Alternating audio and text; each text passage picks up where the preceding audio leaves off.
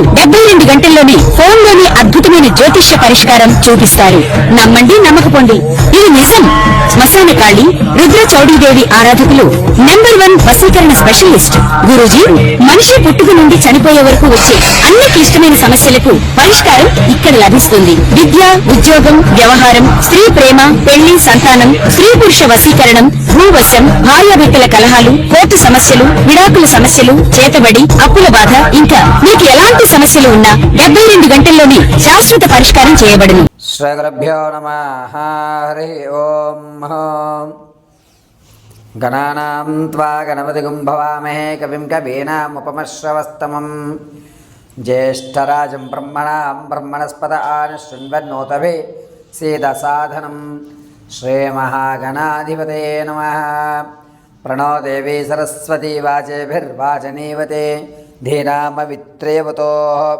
శ్రీమహాసరస్వత్యై నమో నమః. జగతం పితరం వందే పార్వతీ పరమేశ్వరం.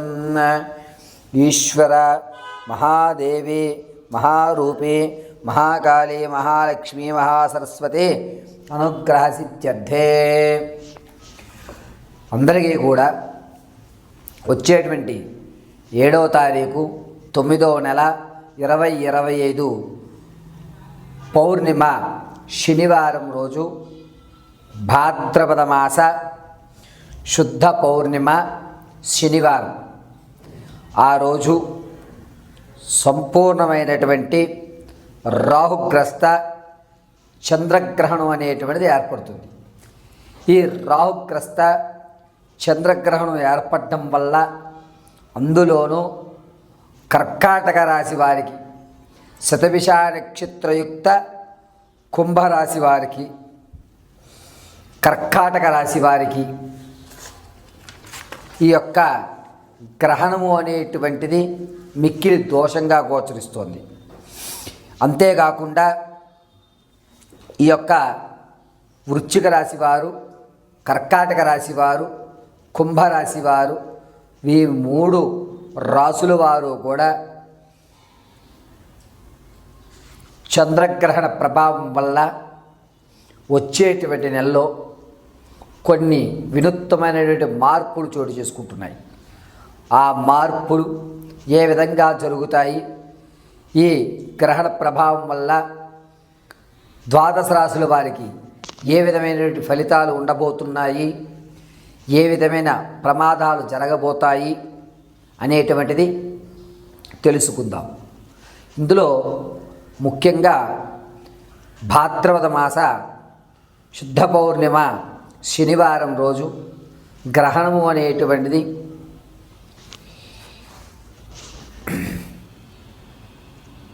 6:08 చంద్రోదయం ప్రారంభమైతే చంద్రుడు అస్తమించేటువంటిది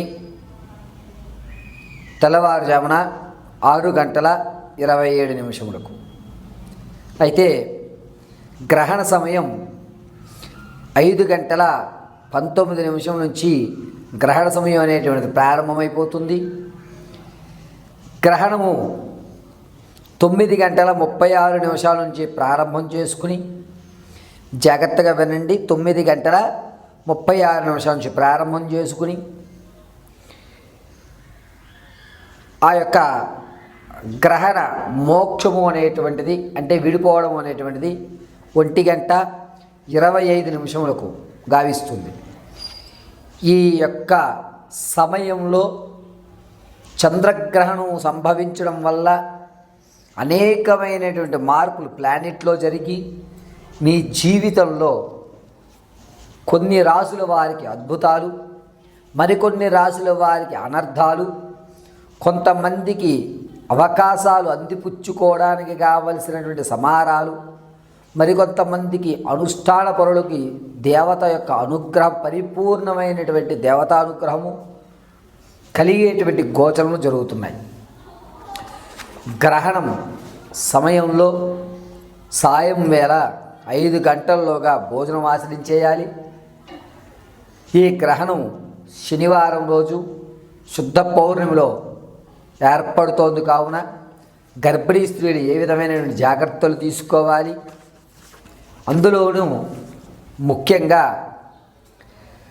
కుంభ, కర్కాటక, మీన, వృశ్చిక ఈ 4 రాసుల వారు ఈ గ్రహణ ప్రభావం వల్ల ఏ విధమైనటువంటి ఇబ్బందులు పడతారు అనేటువంటి విషయం, దాంతోపాటుగా ఆర్థికంగా స్థిరపడడానికి ఈ గ్రహణం మనకి ఏ విధంగా సహాయపడుతుందా అనేటువంటి విషయాలు పరమశివుడి యొక్క అనుగ్రహంతో యథాశక్తానుసారము కూడా ఈ గ్రహణంలో మీరు చేయవలసిన పనులు, చేయకూడని పనులు, ఏ పని చేస్తే కలిసి వస్తుంది, ఏ పని చేస్తే మీరు ఇబ్బందులు పడుతున్నారు అనేటువంటి విషయాన్ని మీకు కూలంకషంగా తెలియజేయడం జరుగుతుంది. మేషం ప్రారంభం చేసుకుని మీనరాశి వరకు కూడా జరిగేటువంటి అన్ని విషయాలని కూడా మీకు క్లుప్తంగా ఈ యొక్క వీడియో ద్వారా మీకు తెలియజేయడం జరుగుతుంది. పరమేశ్వరార్పణమస్తు. తదుపరి మిథున రాశి. మిథున రాశి వారికి ఈ గ్రహణము అనేటువంటిది భాద్రపద మాస శుద్ధ పౌర్ణమి శనివారం రోజు సంభవిస్తున్నటువంటి గ్రహణం వీరు అనుష్ఠానం చేయడం వల్ల, అంటే మీకు మీ గురువులు ఇచ్చినటువంటి మంత్రాన్ని పఠించడం కానీ, లేదా మీ కులదేవత కానీ, గ్రామదేవత కానీ, ఇష్టదైవాన్ని కానీ ఆరాధిస్తూ ఉండడం వల్ల మానసికమైనటువంటి ఆందోళన తగ్గి మనస్ప్రశాంతత అనేటువంటి జీవితం గడపడానికి మంచి అవకాశాలు మాత్రమే కనబడతాయి. అద్భుతాలు, కావలసినటువంటి అవకాశాలు వచ్చే విధాలు ఈ మిథున రాశి వారికి కనబడడం లేదు. కేవలం మనస్ప్రశాంతమైన జీవితం గడుపుతూ గందరగోళ ఆలోచనలు లేకుండా ప్రశాంతంగా మీరు అనుకున్నటువంటి పనులు పూర్తి చేయడానికి మాత్రమే ఈ గ్రహణం మీకు ఉపయోగపడుతుంది.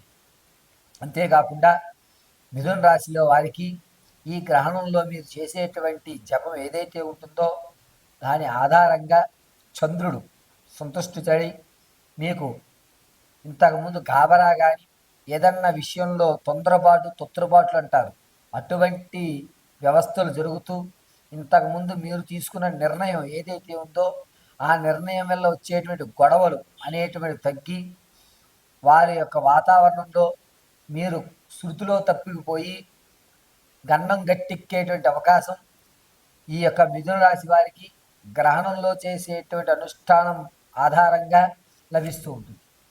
కావున మిథున రాశి వారు ఈ గ్రహణ సమయంలో అనుష్ఠానం గావించుకోండి. ఉద్యోగ ప్రయత్నం చేస్తున్న వారికి ఇది ఒక మంచి అవకాశం.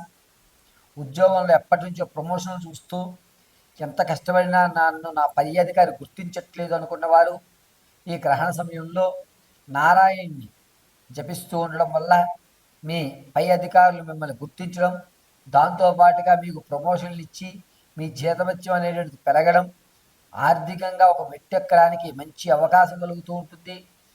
మిథున రాశి వారు ఈ గ్రహణ సమయంలో మీరు కుజుడిని కానీ గురు జపం కానీ ఆచరిస్తూ ఉండడం వల్ల ఇంతకుముందు ఎవరైతే మిమ్మల్ని ఇబ్బంది పెట్టారో శారీరకంగా మానసికంగా ఆ ఇబ్బందుల నుండి తొలగి ప్రశాంతమైనటువంటి జీవితాన్ని గడపడానికి ఒక అవకాశం అనేది లభిస్తూ ఉంటుంది. ఇక గర్భిణీ స్త్రీల విషయానికి వస్తే కనుక సాయం సంధ్య వేళ 5 గంటల నుంచి వీరు ఏదన్నా ఘన పదార్థాలు తీసుకోవడం మానేసి ద్రవ పదార్థాలు మాత్రం స్వీకరించండి. మిథున రాశి వారు సంతానయుక్తంలో ఉన్నటువంటి వారికి పుత్రికా సంతానం కలిగే అవకాశం ఎక్కువ లభిస్తుంది. ఈ గ్రహణ సమయంలో ఖచ్చితంగా పడుకునేటప్పుడు కాలు ఇలా వేసుకుని పడుకోవద్దు. ఇలా నిలువుగా వేసుకుని పడుకోవడం వల్ల మీకు పుట్టేటువంటి శిశువు పరిపూర్ణ ఆరోగ్యంతో పుడతాడు. ఈ గ్రహణ సమయంలో చాలా జాగ్రత్తగా మిథున రాశి వారు జాగ్రత్తలు పాటిస్తూ మీ యొక్క మనోవాంఛలు పరమశివుడు తీర్చే విధంగా అనుష్ఠానం చేస్తారని మనస్ఫూర్తిగా కోరుకుంటూ ఈ అవకాశాన్ని వినియోగించవలసిందిగా తెలియజేయడం జరుగుతుంది.